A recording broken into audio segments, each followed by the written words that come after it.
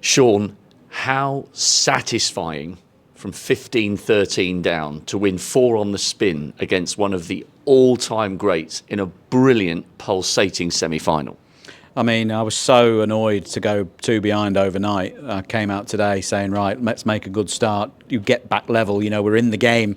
Got back level and fell 2 behind again. So it was a question of, at the interval, just convincing myself to go back to the well one more time. Keep going back, and keep trying. And I didn't expect to win all 4 after the resumption. No way at all. And it had the sense I felt of a decider all the way through the match, which I certainly didn't want at all. But no, I think you can see I'm relieved. I'm over the moon to get through. It did feel like it almost deserved a decider. And when he was in the balls, before he was ever so slightly out of position on the black, you must have been sitting there thinking, right, okay, toss of a coin, here we go. Yeah, I was definitely preparing myself when he was in the balls for a deciding frame. I think if the black had gone in, the reds were sitting pretty. I think that would have been elementary for him. But that black was just difficult enough at that stage on a day like today to be missed. And then when I came to the table, I was like, right, everything goes into every shot here. Of course, I still missed the last red with the rest. And I'm told I've gone to number 4 or 5 in the all-time rest rankings now.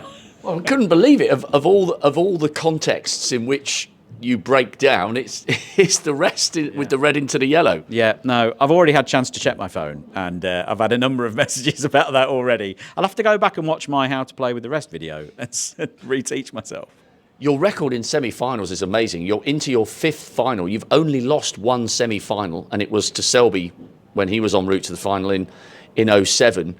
It's an amazing achievement to make 5 World Championship finals here, because that single table setup is savage. It is, and I've missed it. And sitting in the TV booth, working for the BBC, watching everybody sail away into the sunset, has been difficult. I've worked so hard to get back to this stage. I've practiced so hard. I've done nothing but play snooker in the hunt for that rhythm and timing and that commitment under pressure. So I'm so pleased, not just for myself, but the rest of my team, my fiancée Jo, Peter Ebden and others. Some who are no longer, travelling with me, but they're with me in spirit. Robbie Murphy, who travelled with me for a few years before. John Wilson, who pretty much raised me, who comes to every match, like shouting, leading the charge. Kevin Johnston. These people come to every game. And it means so much to me, but so much to them as well. And they will be aware how much winning the title for a second time would mean to you. I think in terms of people who've won it twice, specifically here at the Crucible, class of 92, Hendry, Davis, Selby. That is illustrious company, or would be, to join. Very much so. And, I'm very aware that there's a slightly different nod. I wouldn't say there's a secret handshake that multiple champions have, but, I wouldn't know. So it's a club that I'm desperate to join, and I've tried many times. I've been trying to recreate the magic of 2005 for 21 years. There were days in the last few years where I genuinely thought these days had gone for me. I thought these days were over. Winning the Masters renewed that spark of belief. I've won other events. I've played really well through this season particularly.